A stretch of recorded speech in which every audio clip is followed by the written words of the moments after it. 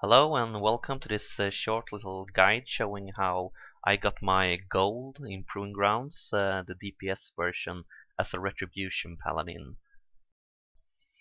If you haven't tried out the Proving Grounds before, you will find out that getting gold as a DPS is not very hard. When I did this, I hadn't looked over my gear and fixed it like perfectly. I was still using the legendary DPS meter gem for an example, even though it doesn't work in Proving Grounds. The gear in Proving Grounds gets scaled down about the same way as in challenge modes, so a lot of gear pieces might not be the best ones for Proving Grounds. Same with the set bonuses and things like that. So if you want to go like the real way and fixing all your gear, you should think about like replacing set parts with off pieces with the better stats and replacing legendary metagems with a normal metagem and things like that.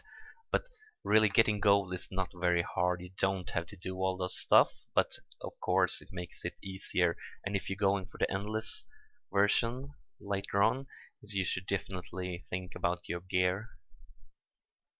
Next I'll talk about some retribution specific stuff like talents and glyphs. If you play another class, feel free to click the skip to first wave link in the screen right now. This is the talent setup that I choose. I use Long Arm of the Law because the mobs die really quickly, so I will be needing a run speed boost very often to get to the next mob. Then I choose Fist of Justice for like an easy quick stun on the mobs that runs away, or maybe sometimes like an extra interrupt. Third tier is like not interesting, same with 4 because you don't take any damage. In the 5th tier I choose Divine Purpose. The reason for that is the mobs die so quickly, so if I pop Holy Avenger or Sanctify Wrath, the mobs usually dead long before those CDs are over. And same for the last tier, I choose Holy Prism over Execution Sentence because like mobs die before Execution Sentence is finished, and I very rarely find mobs close enough for Lighthammer AoE. There is some interesting choices for your glyphs. This one really must-have glyph, and that's the glyph of Inquisition. Is brilliant for Proving Grounds because every time you kill a mob, your duration of your Inquisition will increase in time. So if you have this glyph, you only will have to use it on the first wave, the first mob you kill, and after that it will just stay up for every wave until you have your gold.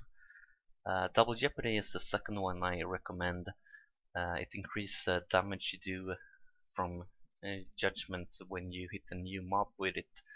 I didn't do like macros for it this time, but for the endless mode you can have focus target macros, so you DPS like keep your dots up on multiple targets and things like that. For the third slot, harsh words might be the choice. The glyph of exorcist might be the choice. I didn't use any of them right now because like I didn't have to. The exorcist glyph will increase your AoE damage, but I didn't have any problems with the AoE damage, and harsh words will give you like another ranged attack. Both might be interesting to try out for the endless mode, so feel free to just like test them and see what you like. Before you start, remember there's a vendor in Proving Grounds to sell you food buffs. So I used a food buff and I also use a flask. It's not like a huge difference in which order you kill the mobs. I start with the middle guy because he spawns those orbs, as you can see, and if you get hit by them you will get trapped in amber, but can you also do it like I did there, use them to trap other mobs. Remember that sometimes if you stay close to a mob when they get trapped, you will get trapped also at the same time. Next pack spawns a little dude that throws bananas at you, and an amber guy. If you are a ranged class, you can easily just like nuke down the banana guy and interrupt the amber guy. But I did it the other way around. You can also, if you have like an CC repentance build, you can just CC the banana guy while killing off the other.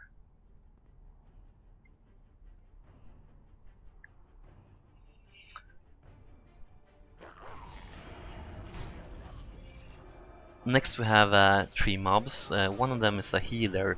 That's why I start with the healer and let the banana guy and the amber guy go freely. If you're a ranged DPS with a ranged interrupt, you could stay on the banana guy from the start and just use your ranged interrupt to stop the healers from going off. Or you could, in a CC build, like use repentance or something like that on the healer.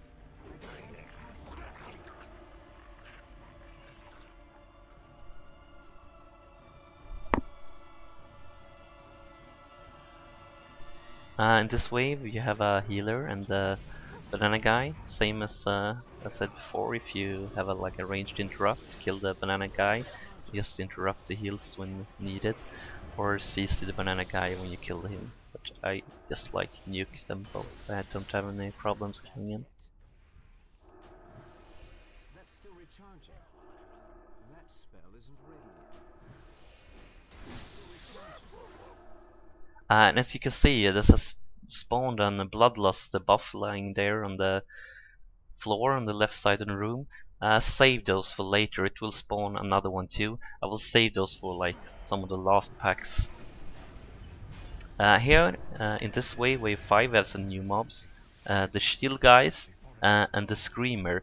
There's a big priority on the screamer because it has like a debuff, and when it moves out a bomb, you have lost. The shield guys is really easy. They just like raise a shield, and you can't DPS them standing like in front of the shield, so you have to be behind them. And every now and then they just stop and put out like a new direction for the shield. This will be like for the endless waves when they're harder, a good way to set up like focus target macros to keep like judgment and the dot up on multiple targets. This pack, there's a few small mobs and 2 healers. I'll start with doing some AoE on the small mobs, because then the healers will heal them, because they're not at full health. So just like AoE them a bit and then kill off the healers. You could of course use like a CC build and repentance on one healer and then kill the other healer and interrupt his heal, but yeah, I think this worked fine for me.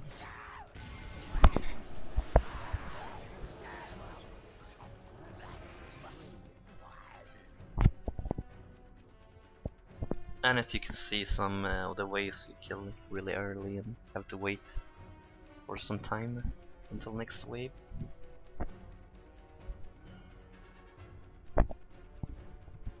Wave 7, also a couple of mobs. I start with a healer for the same reason as I mentioned before. And then a screamer spawns. I change the screamer and then back to the healer after the screamer is dead. Just by like moving a little bit, I get the amber dude to trap the big guy. And then like the banana guy, I think is a bit annoying. Then just like run speed buffs to get by the orb, and then kill the amber guy. Also interrupt some of his amber casts. And after the last screamer and the amber guy is dead, I just go for the shield guy in the middle. And also, as you can see, there's another bloodlust spawn, but I'm saving it. Now we have for wave 8, we have a healer, which is the one I start killing. And then I kill the amber guy.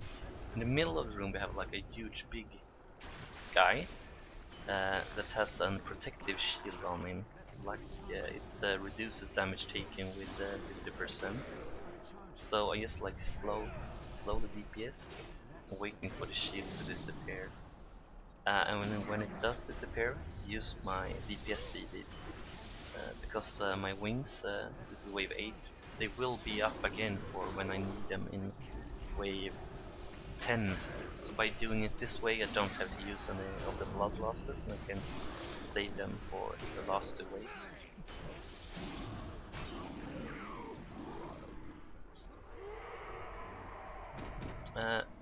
Wave 9, we have another big dude in a protective shield. But this time we have some more mobs. We have a healer, like last time, and I'm starting on him. We also have an amber guy. But this time we also have the banana dude. I stun him at start just because, like, prolonging the time when I have to dodge the bananas. So when the healer is dead, I go for the banana dude. But it will also spawn screamers, so I have to like change my way and go back. But there's like no big problems. I take the bloodlust debuff a bit early here, just to push him down. And then I kill off the big dude because his shield is gone now. And there was no amber guy during this this wave. My bad, no amber guy. Just screamers and the healer and the banana dude. And for the last wave coming up, wave 10, the gold wave. Let's see this, or at least the vending wrath will be off. I have a bloodlust lying on the floor. And will have a dude in protective shield this time too. And I will start with a small one, since the other one is in the protective shield. And then just like back, DPSing the big dude. Don't use any CGs as long as the shield is up.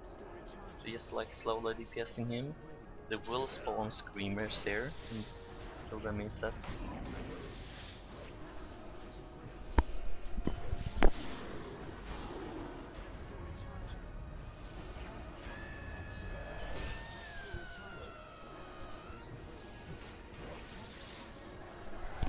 And when the shield goes away, I will take the bloodlust buff, and I will pop my wings and just like nuke him down.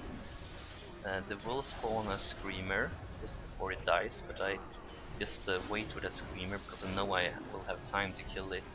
But I don't want to take the risk of the big guy getting his shield up again before it's dead. And that's the gold. Thank you for watching, and I hope this little video can help you get your gold as well.